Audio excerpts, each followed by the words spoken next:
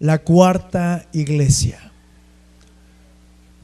del libro del Apocalipsis. Estamos teniendo una serie la cual nos habla de las 7 iglesias del libro de Apocalipsis, las cuales podemos encontrar desde el primer capítulo de Apocalipsis hasta el tercero, ¿verdad? El Señor nos ha estado invitando en varias ocasiones a arrepentirnos. Así que yo quiero invitarte a que este día tú y yo tengamos un corazón dispuesto al Señor, para que seamos instruidos en el Señor, pero también para lo que Dios nos guíe a arrepentimiento. ¿Estamos de acuerdo? ¿Alguien dice amén a eso? ¿Qué tal si oramos y preparas tu cuaderno, preparas tu pluma y bien dispuesto a tomar notas? Amén. Algo que yo aprendí hace tiempo es: más vale una buena nota que una mente muy brillante, ¿verdad? La nota me va a recordar y mi mente lo va a olvidar. Así que vamos a orar. Padre, tú eres el Señor de la iglesia. Y hoy te ruego, Señor, abre el entendimiento de cada uno de los que estamos aquí presentes y escuchando este mensaje. Abre nuestro entendimiento, Señor, para que tu palabra nos sea revelada. En el nombre de Jesucristo, háblanos. Señor, en el nombre de Jesús es atado desde ya. En el nombre de Jesucristo toda oposición. Somos cubiertos con la sangre del Cordero. Y hoy reconocemos que nuestro Señor es Jesucristo, que nuestro Salvador es Jesucristo. En ti vivimos, en ti nos movemos, y hoy estamos ansiosos del pan de vida, el cual nos has de dar, Señor. En el nombre de Jesucristo, Señor. Amén. Bueno, hoy damos lugar a la iglesia llamada Tiatira. Y voy a comenzar introduciéndote qué pasaba en esa ciudad, y después te voy a platicar lo que sucedió en esa iglesia. ¿Qué te parece? La ciudad estaba situada a 56 kilómetros de la iglesia de Pérgamo. ¿Te acuerdas que la semana pasada hablábamos de este lugar? Pero a diferencia de Pérgamo, esta ciudad fue fundada 3000 años antes de Cristo. Y el año 320 más o menos antes de Cristo fue una vez más fundada o levantada por Alejandro Magno. No sé si has escuchado de ese hombre, pero bueno, en esa ciudad la historia nos habla de que era un lugar de mucho comercio. Ahí se comercializaban todo lo que era procedente del ganado, pieles, así también alfarería. Había mucha gente que se les conocía como tejedores, había tintoreros, aquellos que hacían ropa de gran gala. Pero curiosamente en ese lugar no existían centros religiosos, es decir, había dioses a los cuales se les daba adoración, pero no tenían un lugar grande. Y uno de esos dioses era uno llamado Tirimnus. Ese dios, al momento de estar investigando, me llama la atención porque reflejaba una gran violencia, una gran guerra, de lo cual nos habla de que en el lugar había muchos pleitos. Pero también en ese lugar llamado Tiatira, en esa ciudad, honraban a una mujer, a una hechicera llamada Sambaté. Y ahorita vamos a entrar en todo eso, pero vamos a encontrar algunos detalles raros, como por ejemplo el nombre de Tiatira significa sacrificio continuo. Y cuando comenzamos a encontrar en la historia, nos lleva a lo que hacía referencia a lo que hoy conocemos como la Iglesia Católica, porque se llamaba sacrificio continuo por el gran derramamiento de sangre y los cultos paganos que hacían en ese lugar. Por eso se le dio ese nombre. Por otra parte, en esta ciudad, los que eran cristianos o creían en Jesucristo, obviamente después de que Cristo muere, no fue una ciudad perseguida. ¿Por qué? Porque no tenían esa predisposición en contra del evangelismo. Vamos a encontrar por qué. Sin embargo, en otras iglesias como la que habíamos encontrado de Pérgamo, eran muy perseguidas, pero esta iglesia curiosamente tenía un gran problema. Uno de los peligros a los que se enfrentaban es que dentro de la casa del Señor habían mezclado lo santo con lo profano. Dentro de la iglesia se había metido el mundo. Hacían prácticas mundanas e idólatras, aún mientras que se estaba compartiendo la palabra del Señor. Así que hoy yo quiero que, tomando este contexto que te estoy hablando, escuchemos lo que la palabra nos quiere enseñar. Acompáñame al libro de Apocalipsis, capítulo número 2, y vamos a revisar del verso 18 al 29.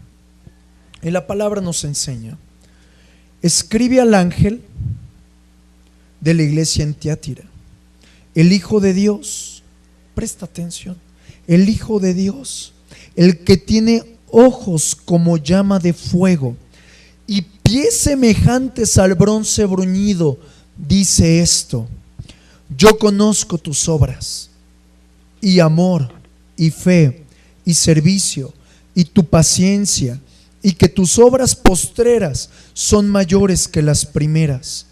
Pero tengo unas pocas cosas contra ti, que toleras que esa mujer Jezabel, que se dice profetiza, enseñe y seduzca a mis siervos a fornicar y a comer cosas sagradas a los ídolos. Y le he dado tiempo para que se arrepienta, pero no quiere arrepentirse de su fornicación. He aquí, yo la arrojo en cama y en gran tribulación a los que con ella adulteran, si no se arrepienten de las obras de ella, y a sus hijos heriré de muerte, y todas las iglesias sabrán que yo soy el que escudriña la mente y el corazón, y os daré a cada uno según vuestras obras. Pero a vosotros y a los demás que están en Tiatira, a cuantos no tienen esa doctrina y no han conocido lo que ellos llaman las profundidades de Satanás, yo os digo, no os impondré otra carga, pero lo que tenéis, retenedlo hasta que yo venga. Al que venciere y guardare mis obras hasta el final, yo le daré autoridad sobre las naciones y las regirá con vara de hierro, y serán quebradas como vaso de alfarero, como yo también le he recibido de mi Padre. Y le daré la estrella de la mañana. El que tiene oído, oiga lo que el Espíritu dice a las iglesias. Y quiero que comencemos con este viaje en la palabra. El mensajero de esta iglesia lo podemos ver y se dice a sí mismo: yo soy el Hijo de Dios. ¿Quién crees que sea? Jesús mismo. Pero se presenta como aquel que tiene ojos de llama de fuego, aquel que sus pies son semejantes a bronce bruñido. Y quiero que analicemos esto que está extraordinario. El Señor se está presentando: yo soy el Hijo de Dios, Jesús mismo. Y si comenzamos a repasar los diferentes evangelios, vamos a encontrar que Él abiertamente no le decía a la gente: yo soy el Hijo de Dios. Sin embargo, a Jesús nuestro Señor lo mataron. Pero no lo mataron porque Él tuviera mayor influencia que los reyes. No lo mataron a causa de que tuviera muchos seguidores, sino que como muchos sabían que Él era el Hijo de Dios, y al momento de que los religiosos escuchan eso, ellos se enojaron demasiado, porque cuando Jesús muestra su identidad, el ser Hijo de Dios lo hacía igual a Dios. ¿Estás conmigo? Pero cuando Él se presenta a dar el mensaje a la iglesia, Él les está diciendo: yo soy el Hijo de Dios. Es decir, les está diciendo: yo soy el dueño de lo visible, de lo no visible. Yo soy el creador de todas las cosas. Yo soy el único digno de recibir toda adoración. Es decir, que el Señor se está mostrando de una manera muy profunda, muy enérgica. ¿Por qué? Porque en la palabra, al momento de escudriñarla, podemos encontrar que toda la divinidad de Dios nos es revelada como amor. Pero el Señor, en vez de mostrarle yo soy el que ama profundamente, se muestra como yo soy el que tiene ojos llameantes. Y quiero que te imagines los ojos del Señor. Aquí podemos observar dos cosas. Punto número 1, la ira de Dios contra el pecado. Pero también encontramos la mirada del Señor que desnuda al hombre. Es decir, es esa mirada que penetra profundo para sacar lo más íntimo de la persona, de lo cual podemos encontrar que no hay nada oculto delante del Señor, que no hay nada que podamos disfrazar. Tú y yo podemos contar muchas cosas y que somos buenos, pero delante de aquel que tiene los ojos como llama de fuego, que todo lo escudriña, no podemos ocultar nada. Pero también se muestra el Señor como el que tiene los pies de bronce. Y yo quiero mostrarte el color bronce. En algún momento has visto los cielos cuando está el ocaso del día, que hay como un color naranja extraordinariamente hermoso. Ese es el color bronce del cual nos habla la Biblia. Y así están sus pies, los pies de bronce bruñido. Y eso nos revela el poder inconmovible, inmensurable, indestructible de Cristo resucitado. Pero ojo, un mensaje que comienza así no es precisamente algo que te tranquilice. ¿Estás conmigo? Y a mí me hace reflexionar cuando el Señor se muestra como aquel que tiene los ojos como de llama. Esa mirada que desnuda me habla de que hay personas de que no lo miran directamente a Él. Me habla de aquellas personas que han distraído su mirada en el deleite del pecado, en los afanes de este mundo. Pero también me habla de aquellos que colocan su mirada en deseos pasionales, aún aquellos que colocan su mirada en las personas. No sé a ti, pero cuando yo antiguamente colocaba la mirada en aquellos que me rodeaban, yo salía muy lastimado. Es decir, que el Señor viene a decirte: no coloques tu mirada en nada. ¿Por qué? Porque también hay personas que colocan su mirada en las noticias, en los planes que tienen que hacer. Y eso indiscutiblemente me está llamando la atención de que hay personas que no ven directamente a aquel que tiene los ojos de fuego. Es decir, hay muchos que se dicen conocer a Dios, pero solamente se están engañando. Y quiero que veamos una gran manera en la que quiero colocar el primer fundamento. Una mirada en la cruz de Jesucristo, en la obra que realizó el Señor, va a provocar que seas libre y seas salvo. Una mirada. Pero también una mirada fuera de Él va a traer, va a acarrear destrucción, engaño. Es decir, que aquellas personas que no están mirando directamente la obra del Señor en la cruz, la obra consumada que te trae libertad, es porque están cubriendo. Tú no miras a nadie a los ojos cuando sabes que le debes algo. Por eso muchos de nosotros, cuando nos presentamos delante del Señor, preferimos no mirarlo cara a cara, preferimos vestirnos con un maquillaje, tener alguna máscara. ¿Con qué propósito?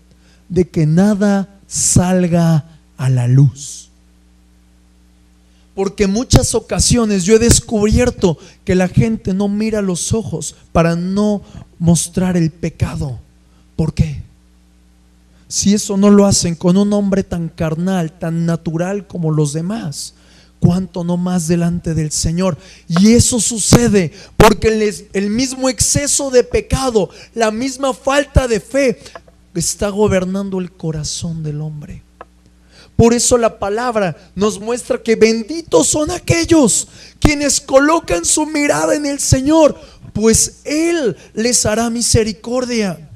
Y esto sucedía en algunos de los congregantes de la iglesia de Tiatira, tanto que el Señor les felicita por algo, les da un elogio y les dice: yo conozco tus obras, conozco que caminas en amor, en fe, en servicio, en paciencia, y que tus obras postreras son aún mayores que las primeras. Y quiero que observemos esto. Lo primero que felicita el Señor son las obras. Y me llama la atención que esta parte aparece 2 ocasiones en el versículo, al inicio del verso y al final. Y esto me hace relación a lo que compartíamos la semana pasada. El Señor de repente voltea a los de la iglesia de Éfeso y les dice: vuelve a las primeras obras. ¿Te acuerdas? Dime que sí, mínimo, ¿verdad? Oye, por favor. ¿Y qué me muestra las primeras obras? Cuando tú llegaste a Cristo, tú sabías que no podías hacer nada, ¿te acuerdas? Tú sabías que estabas ahogado en pecado, que nada te podía salvar y que por un poquito podías caer en el infierno. Y la primera obra que hiciste fue rendirte al Señor, darle a Él su lugar. Y el Señor está felicitando ahora a la iglesia de Tiatira, diciéndole: tú estás dándome a mí el primer lugar, porque tus primeras obras están haciendo una gran diferencia entre cuando tú no me conocías a cuando ahora me conoces. Porque solo el amor del Padre puede reconciliar al pecador. Pero por otra parte, también el Señor les dice: te felicito.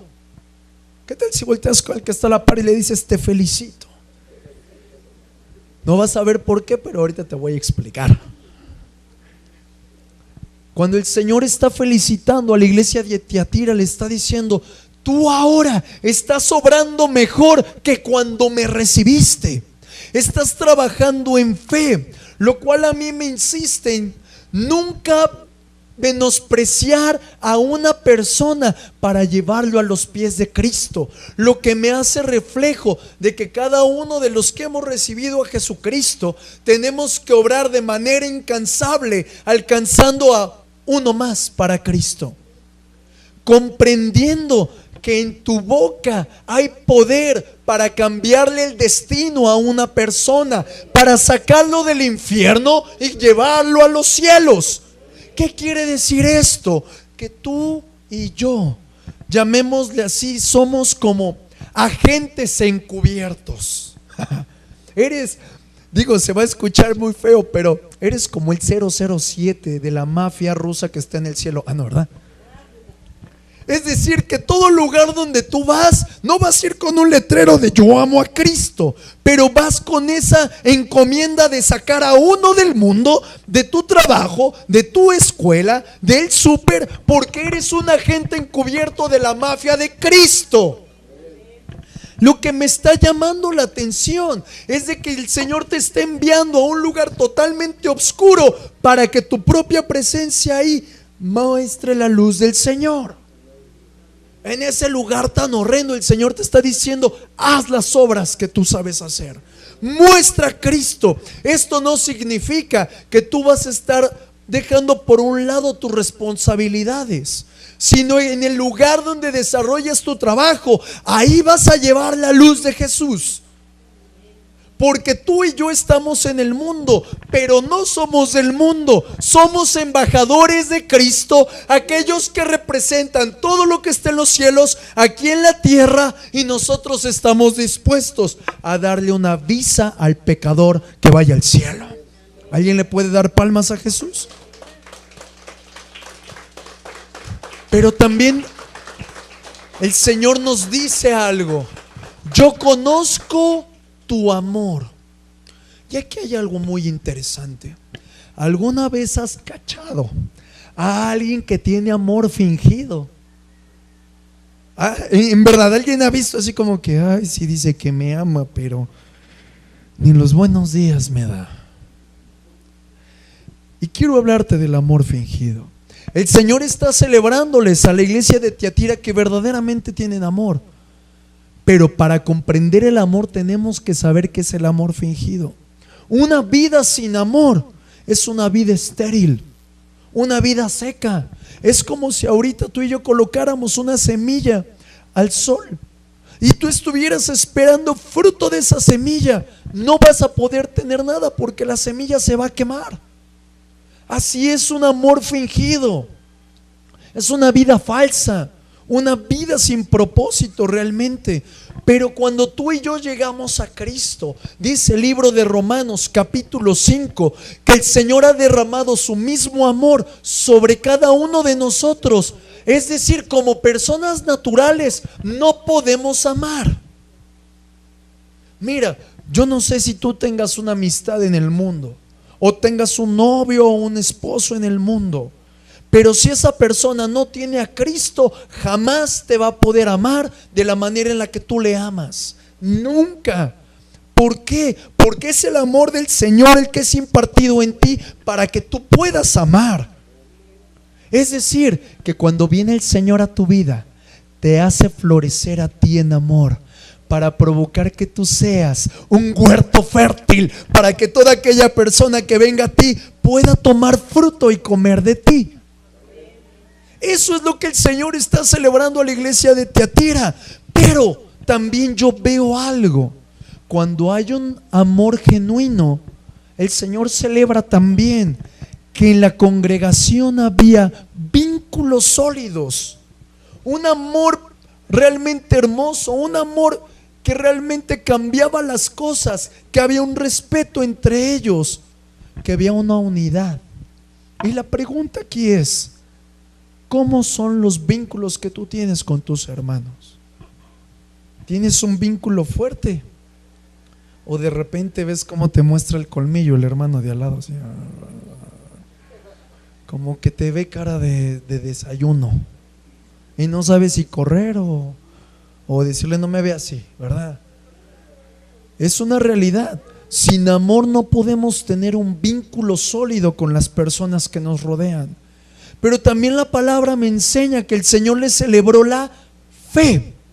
Y yo aquí veo algo extraordinario. Ellos conocían, los congregantes de la iglesia de Tiatira, conocían que sin fe es imposible agradar a Dios. ¿Te acuerdas lo que dice la Biblia? Pero yo aquí veo algo muy poderoso y profundo. Esa fe no fingida, ese amor sólido que ellos tenían, había provocado dos cosas. Una, crecimiento espiritual. ¿Cuántos quieren crecer en el Señor? Necesitamos fe. Pero también veo que la fe provoca un desarrollo en el reino de Dios. O sea que tú vas empujando. Es como aquel que va a arar, coloca un metal muy muy filoso con una extraordinaria punta y esa va abriendo el camino, va abriendo el surco. Así eres tú. Por medio de la fe vas abriendo el surco donde no hay camino. ¿Hay camino para que puedas estrenar un carro? No, ¿verdad? Necesitas fe.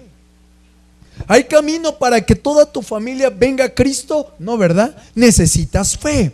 Necesitas ese filo salvaje para cambiar la trayectoria de tu vida y de la gente que te rodea. También el Señor le celebra algo a esta iglesia: el servicio. Es decir, que la iglesia de Tiatira estaban imitando el carácter y la actitud de Jesucristo. Y yo quiero recordarte, dice la palabra: yo he venido a servir, no a ser servido. Y Jesús, cuando yo lo veo sirviendo en la Biblia, Él muestra una actitud de profundo amor y de gran sencillez. Él no estaba esperando ser aplaudido, no estaba esperando ser reconocido. Había dos cosas que movían al Señor: una, la manifestación de la gloria de Dios aquí en la tierra, y la otra, el amar al prójimo.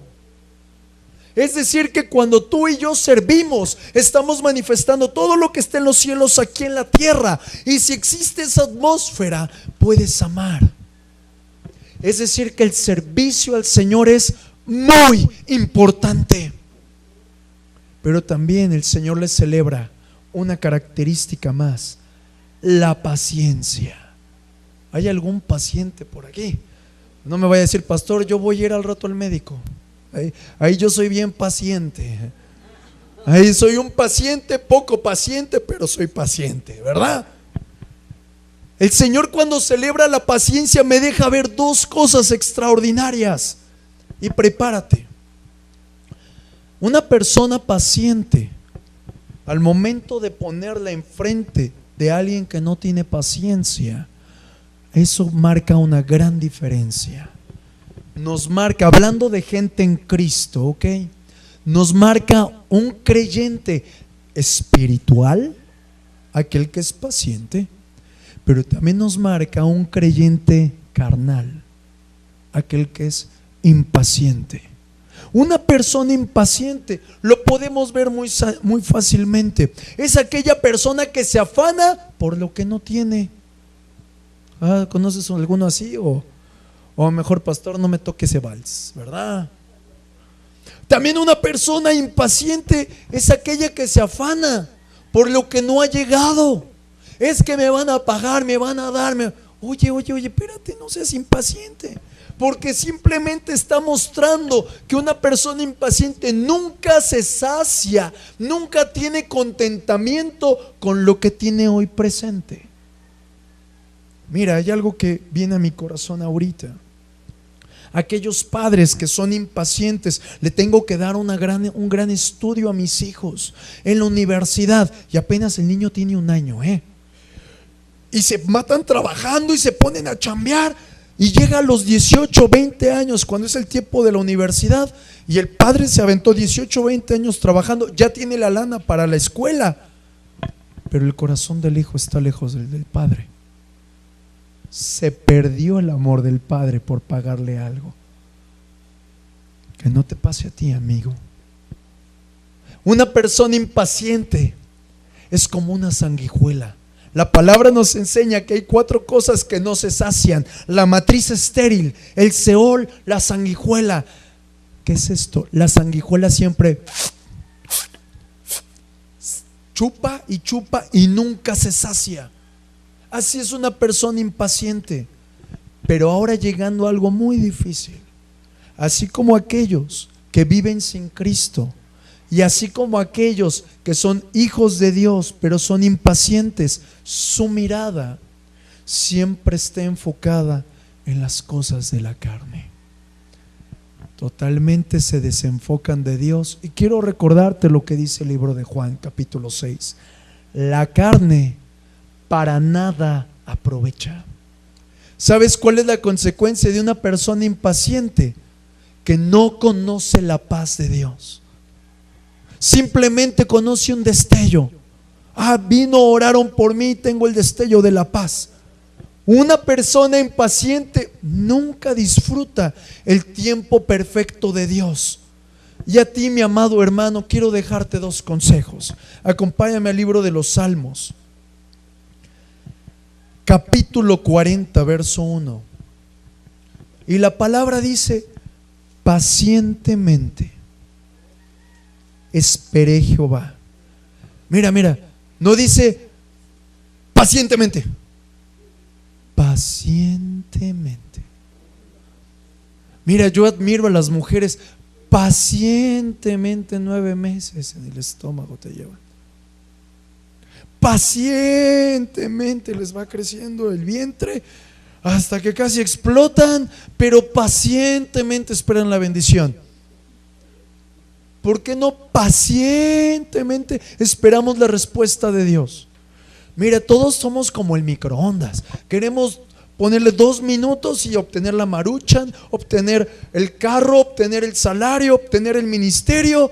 Y así no funciona. Si no, diría, ponle 2 minutos y espera el microondas. Dice, pacientemente esperé al Señor, y se inclinó a mí y oyó mi clamor. Y mira lo que dice en el libro de Salmos, capítulo 27, verso 13 y 14.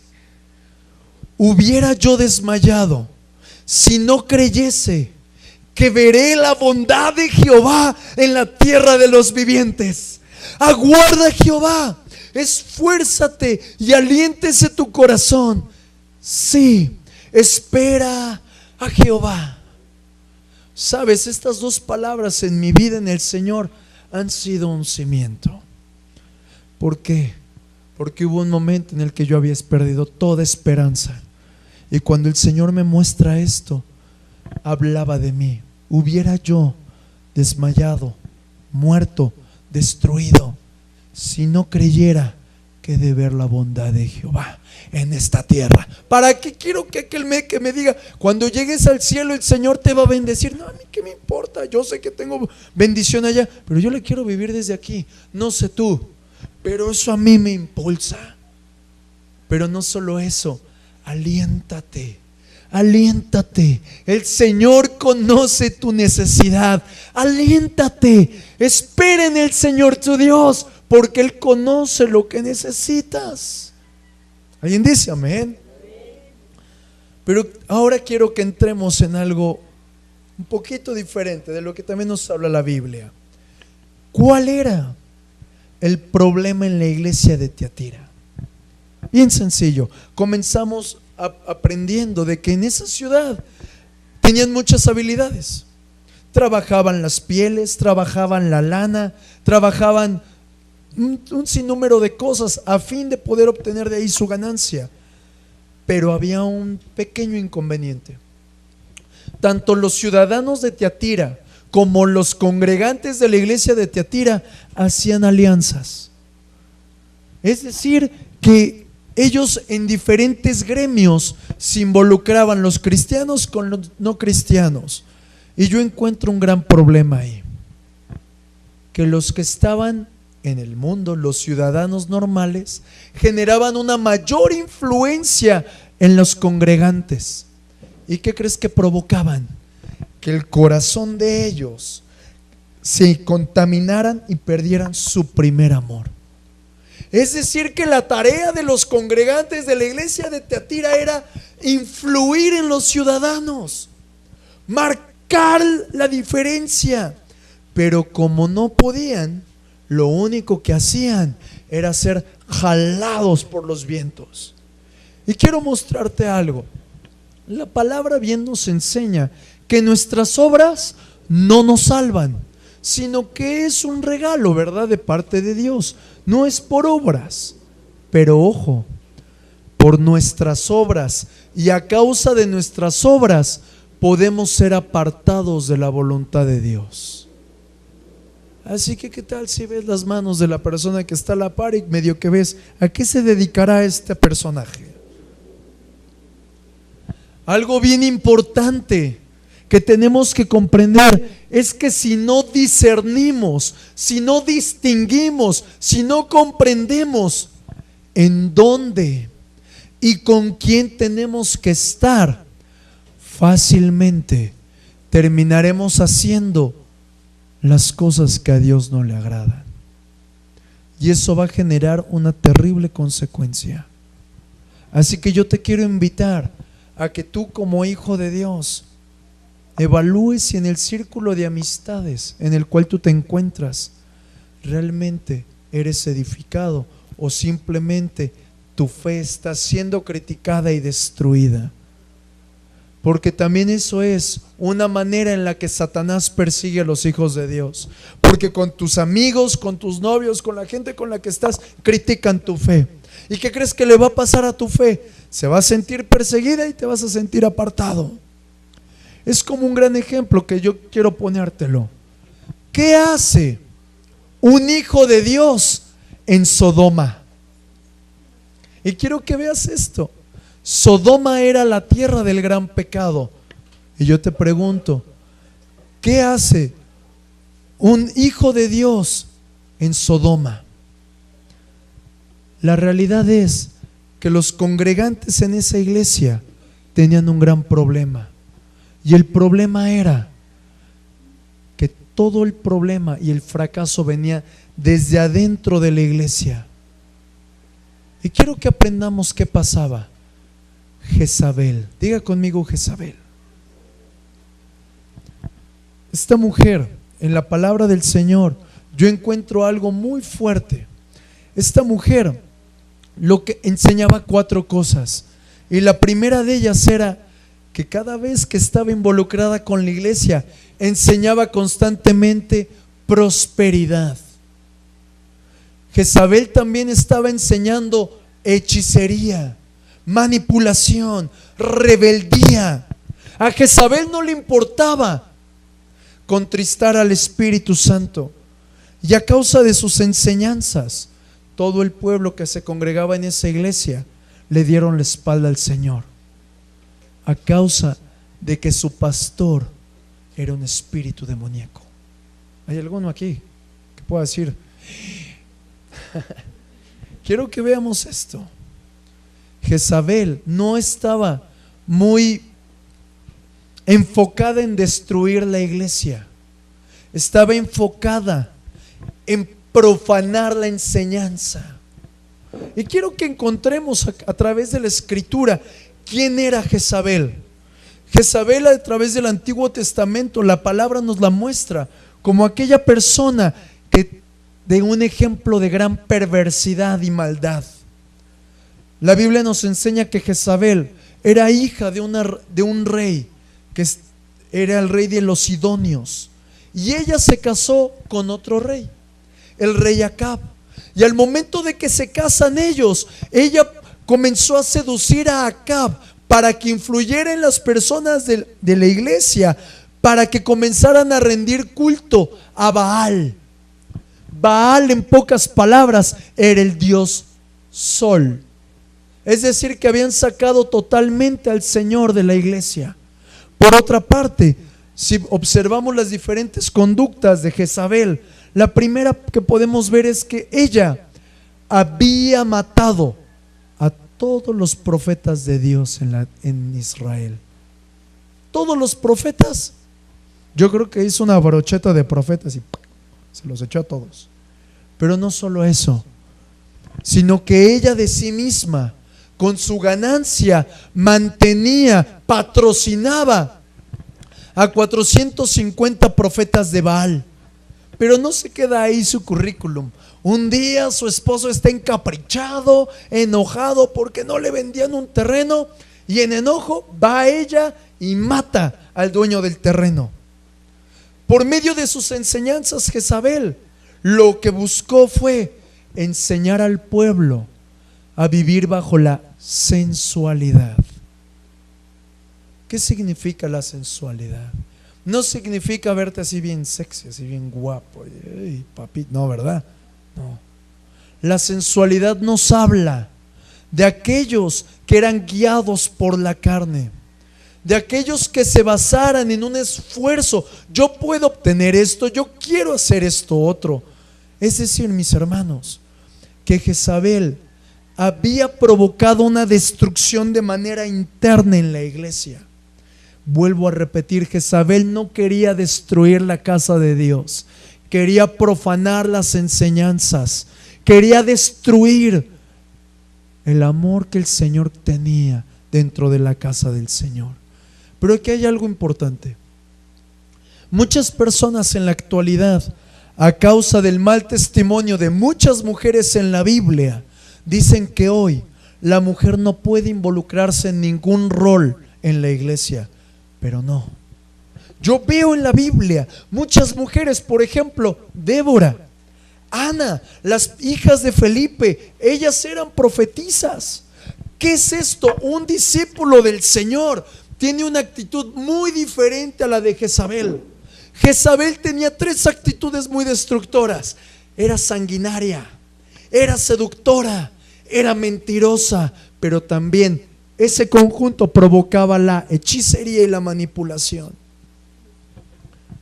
Jezabel quería incorporar lo pagano con lo santo. Es decir, quería meter al mundo en la casa del Señor. Y quiero que veamos en la Biblia el gran problema de la iglesia de Tiatira. Acompáñame al libro de Apocalipsis, capítulo 2, verso 20. Apocalipsis 2, verso 20 y 21. Dice la palabra del Señor: pero tengo unas pocas cosas contra ti, que toleras que esa mujer Jezabel, que se dice profetiza, enseñe y seduzca a mis siervos a fornicar. Primer punto, enseñe a fornicar. Y el segundo, a comer cosas sacrificadas a los ídolos. Y le he dado tiempo para que se arrepienta, pero no quiere arrepentirse de su fornicación. Y quiero que veamos y estudiemos a qué se refiere esto. ¿Qué tendrá de malo comer algo sacrificado a los ídolos? Y quiero enseñarte esto. A lo largo del libro de Corintios, el apóstol Pablo nos enseña algunas cosas. Esas son costumbres y prácticas de los paganos. Costumbres y prácticas que llevaban a un ídolo algún tipo de comida, algún tipo de dinero, algún tipo de familia para entregársela al ídolo y dedicársela. Pero no solo eso, como en Tiatira había muchas personas que pues así cultivaban su fe cristiana, confundían a aquel que sí quería amar y honrar a Dios. Y lo que provocaban estas enseñanzas es que buscaran saciar su deseo carnal, que buscaran saciar sus vientres, y se olvidaron de un punto muy importante. En Primera de Corintios capítulo 10 verso 23 nos enseña: no todo me es lícito, todo me es lícito, pero no todo me conviene. Todo me es lícito, pero no todo edifica. ¿Qué significa esto, mis hermanos? Nosotros no tenemos que hacernos partícipes de las cosas que hay en el mundo. ¿Por qué? Porque va a llegar un momento en el que no vamos a distinguir lo que es agradable y lo que no es agradable a Dios. Aquí hay algo muy importante. A Jezabel no le importaba arrastrarse a nadie. Mientras que todos podrían darle a ella lo que ella pedía, todo iba bien. Jezabel no tenía una sana doctrina. ¿Qué significa esto? Jezabel no caminaba en obras de Dios, no caminaba en amor, no caminaba en fe, no caminaba en servicio, no caminaba en paciencia. Es decir, que si Jezabel practicaba alguna de estas cosas, ella sabía que sería completamente discriminada. Si hay alguno entre nosotros que no lo practique porque se quiera sentir discriminado, ¿quién crees que esté influyendo? Tenemos que estar alerta. Es decir, mis hermanos, a ella no le importaba aplastar a nadie. Ella lo que hacía era influir en el otro para que participara de su pecado, para que entre todos, yo creo que ella tenía un dicho: si, como yo no me puedo unir a los cristianos, mejor que ellos se unan a mí, mejor yo los corrompo. Jezabel era una mujer, era reina. ¿Cuánto dinero no crees que tuviera? Y era una de las maneras en las cuales seducía a las personas. Quizás hay alguno aquí que dice: pero es que es difícil que yo me aparte de las cosas del mundo. ¿O acaso quiere usted que yo sea un ermitaño? ¿Acaso quiere usted que yo también me vuelva pastor? Yo tengo algo importante para ti. No todos tenemos un llamado de pastor, pero todos somos llamados a ser hijos de Dios. Y como hijos de Dios tenemos la responsabilidad de reflejar en esta tierra a aquel que es nuestro Padre. Por lo tanto, quiero invitarte a que reflexionemos en dos preguntas. Una, ¿hasta qué punto lo que hoy hacemos refleja a Dios? Mira, hay algunas personas que después de llegar a Cristo cambian completamente sus hábitos. Hay una persona de la cual me platicaron que tenía mucho dinero, pero su trabajo era tener muchos bares. El Señor toca su corazón, transforma su vida y ha cerrado sus bares. Había otra persona que tenía trata de blancas, es decir, era aquel que prostituía a las mujeres. conoce a Cristo y se aparta totalmente y tuvo que cambiar de giro. Así nosotros pensemos si lo que hoy estamos haciendo verdaderamente está mostrando a Dios. Por otra parte, es necesario que comprendamos que si lo que hoy hacemos, lo que hoy vivimos, como las personas del mundo, realmente vale la pena seguirlo haciendo, o nos va a llevar a tal punto que nos va a alejar del Señor. Un día tú y yo platicábamos, yo te compartía algo de la palabra, que aquella persona que peca constantemente es como si tuviera un callo, y ese callo lo que va a provocar es que no pueda sentir. Es necesario que comprendamos que si nuestra fe es destruida, nunca vamos a poder recibir nada de Dios. En la iglesia de Pérgamo habíamos aprendido que toleraban la enseñanza de los nicolaitas, que era la doctrina de Balaam, ¿te acuerdas? Espero que sí. Pero esta doctrina enseñaba a los congregantes a caer en inmoralidad sexual. Pero dentro de la iglesia de Tiatira había algo más difícil. Jezabel, que era aquella que influía en ese lugar, promovía el adulterio, promovía la fornicación. Y creo que a todos nos queda muy claro lo que es el adulterio y la fornicación. Muy sencillo: adulterio, estás casado y hay relaciones extramatrimoniales. Fornicación, no estás casado y estás teniendo relaciones sexuales con tu pareja. Pero algo bien importante aquí, en la sociedad en la que hoy vivimos, y está tan corrompida que si no nos hacemos partícipe de ello, tú y yo somos tontos, tú y yo somos aburridos. ¿Estamos de acuerdo? Pero quiero que entremos en algo muy importante.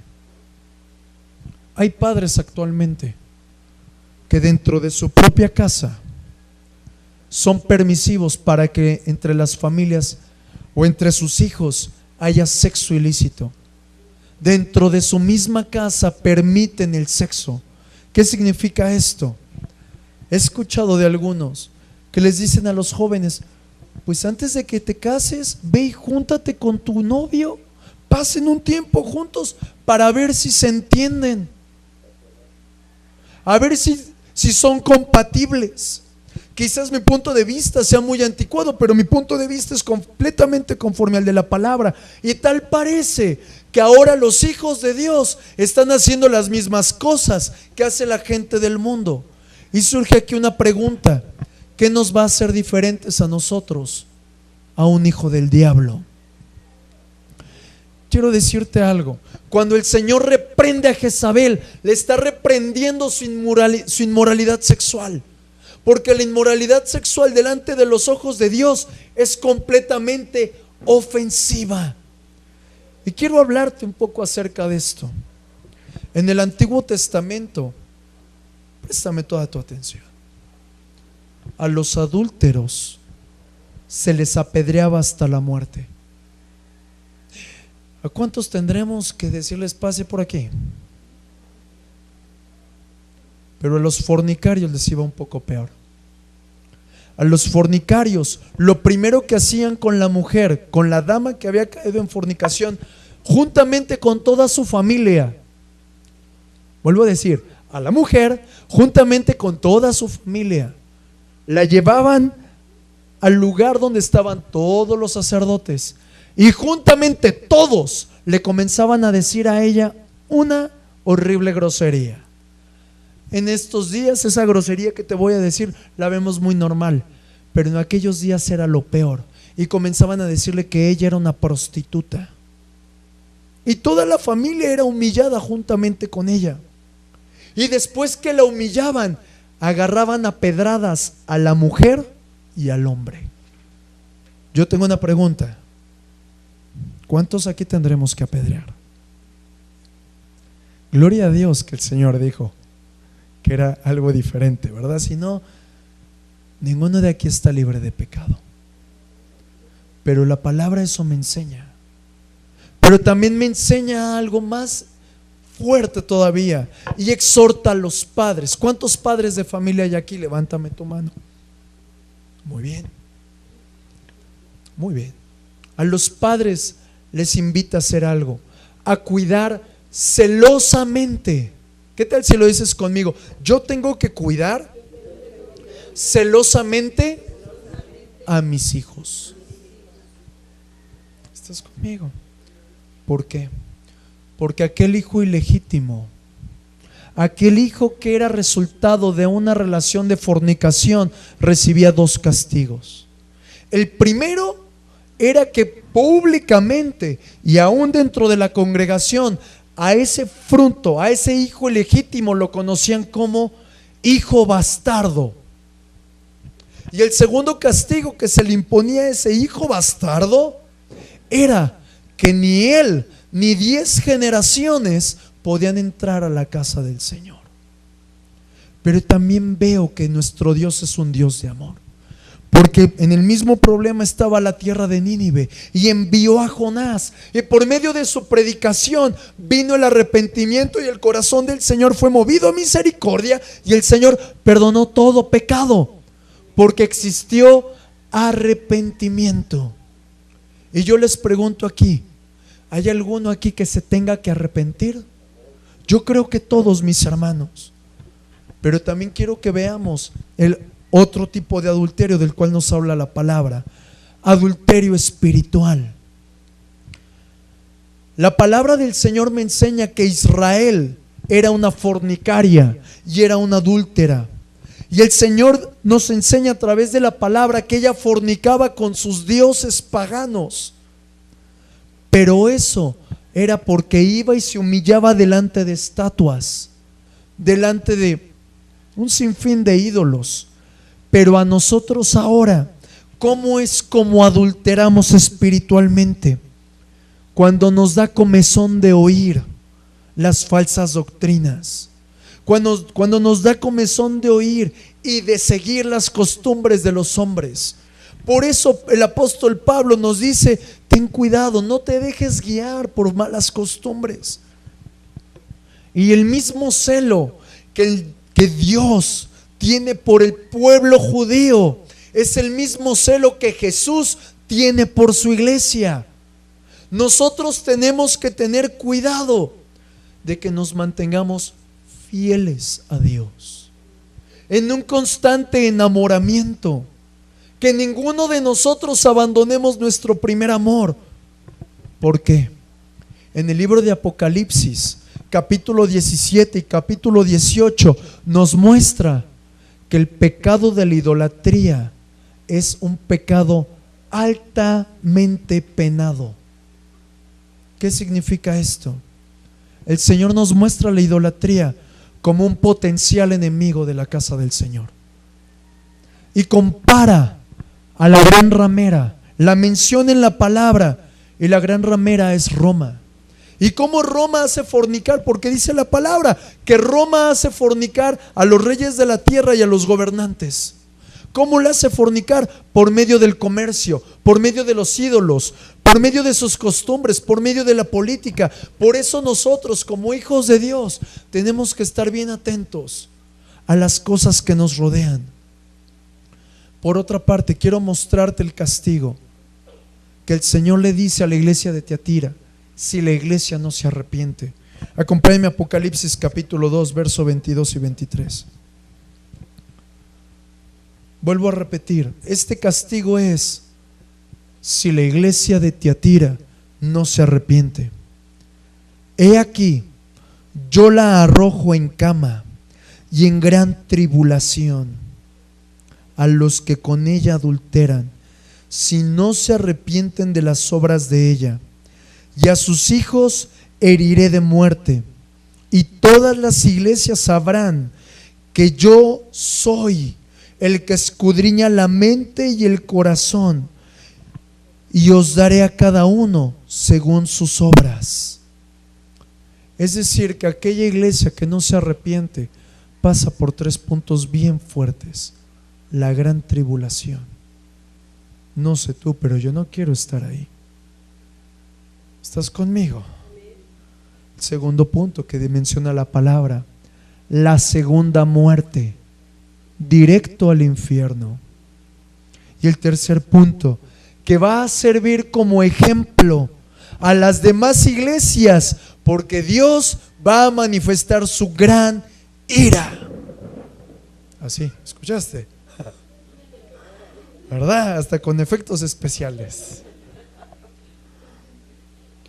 Es muy peligroso que nosotros nos hagamos partícipes de las falsas enseñanzas, pero más peligroso que nosotros las practiquemos, porque el precio de estar desviados son 4 cosas: escándalos entre los hermanos en la fe, divisiones, apostasía, un gran desorden. Por eso el Señor nos vuelve a invitar, como en las otras iglesias, al que venciere. Diga conmigo, yo tengo que vencer. Y nos deja un gran reto. Nos motiva a no desmayar. Mira lo que dice en Apocalipsis capítulo 2, verso 26.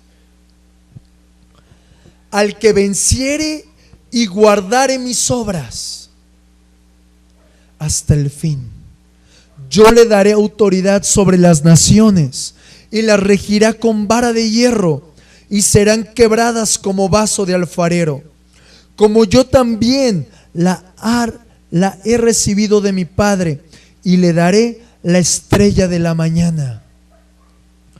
Aquí nos muestra el secreto de vencer: retener la palabra y practicarla. Pero hay algo muy inquietante en estos días. Los hombres y las mujeres, en vez de centrarse en la palabra, se distraen en todas las cosas. En vez de enfocarse a conocer al Señor, tienen comezón de oír y hacer las cosas que hay en el mundo. Y ayer el Señor me enseñaba algo muy drástico, y a muchos de los que estamos aquí nos va a asaltar. Hay muchas iglesias hoy que no son de Dios. Predican de Cristo, pero no son de Cristo, sino que le pertenecen al mundo. Mira lo que dice en el libro de Apocalipsis capítulo 2, verso 24. Pero a vosotros y a los que están en Tiatira, y a cuantos no tienen esa doctrina y no han conocido lo que ellos llaman las profundidades de Satanás, yo os digo, no os impondré otra carga. Es decir, que hay iglesias que sí practican esto. Hay iglesias que están completamente desviadas. Hay iglesias que en vez de centrarse en la palabra del Señor, son guiadas por corrientes de pensamientos, pero también tienen ciertas prácticas religiosas. Y quiero decirte algo importante: ni las corrientes de pensamientos ni las prácticas religiosas te van a acercar a Dios. Solamente Jesucristo te acerca al Padre. Y sin un arrepentimiento real y sin que tú centres tu mirada en Él, nunca podrás arrepentirte. Y el Señor nos invita a que retengamos lo que tenemos. ¿Y qué vamos a retener? Su palabra y la comunión que tenemos en el Señor.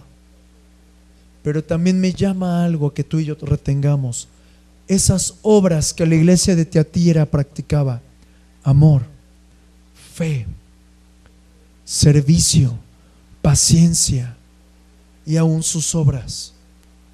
Y yo quiero pedirte que por un momento tú reflexiones si realmente estás guardando esto en el Señor, o estás aceptando dentro de tu casa fornicación y adulterio. Estás aceptando dentro de tu casa manipulación, brujería, porque el engaño viene muy sutilmente. Y a mí me gustaría que oráramos en este momento. ¿Qué tal si cierras tus ojos por un momento? Señor, en el nombre de Jesús, reconocemos que muchos de nosotros nos hemos desviado, que aún hemos aceptado distractores, que aún hemos permitido, Señor, que nuestra mirada sea desviada, pero hoy te pedimos perdón. Perdóname, Señor, porque mi mirada está centrada en lo que estoy esperando, en lo que aún no recibo.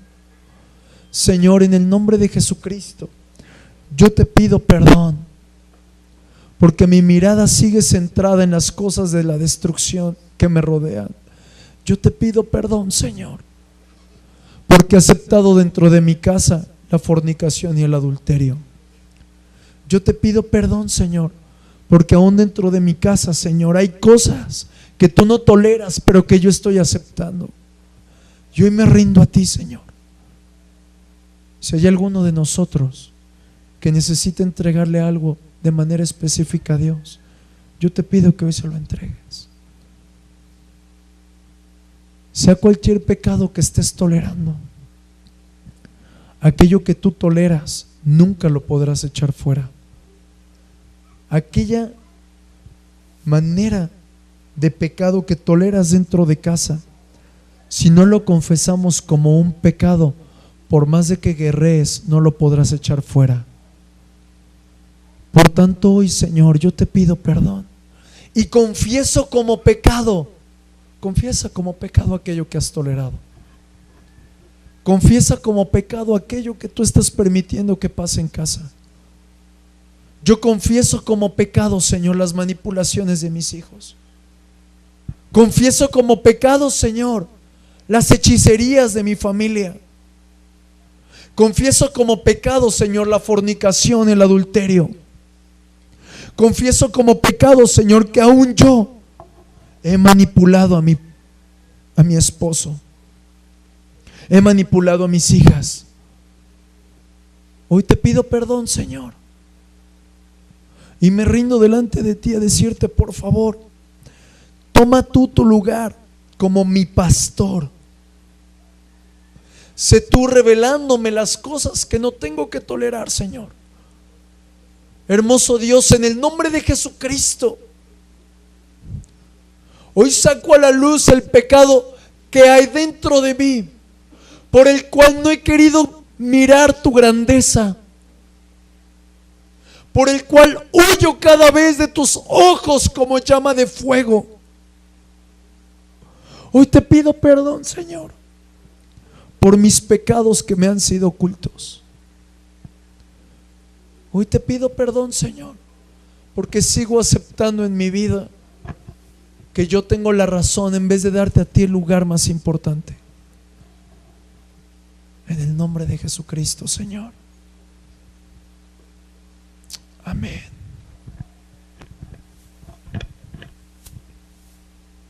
Amén.